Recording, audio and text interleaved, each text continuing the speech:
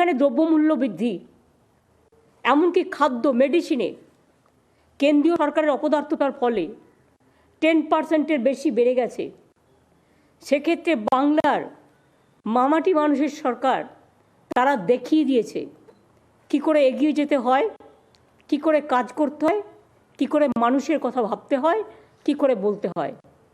আজকের বাজেটে একেবারে লক্ষ্মীর ভাণ্ডার থেকে শুরু করে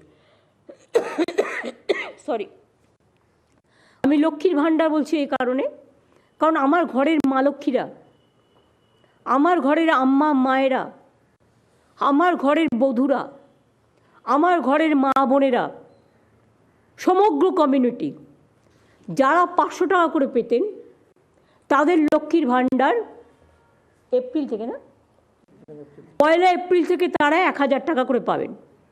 অর্থাৎ একেবারে সকলের জন্য। আপনাদের অনেকের মধ্যেই একটা চিন্তা ছিল যে আমি 500 পাই, আরেকজন 1000 পাই, একটা বৈষম্য কেন হচ্ছে। আমাদের আর্থিক হয়তো সামর্থ্য ছিল না, আমরা স্টার্ট করেছিলাম।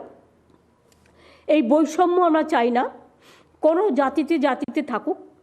আমি জনজাতি এবং তপশিলীদের জন্য 1000 টাকার পরিবর্তে যেমন 1200 টাকা করেছি, তেমনি মনে রাখবেন যে আমি আমাদের মা বোনেরা, হিন্দু বলুন, মুসলমান বলুন, শিখ বলুন, খ্রিস্টান বলুন, ওবিসি বলুন, প্রত্যেকেরাই যারা 500 টাকা পেতেন, 1 এপ্রিল থেকে তাদের 500 টাকা বেড়ে যাচ্ছে, তারা 1000 টাকা করে সকলে পাবেন।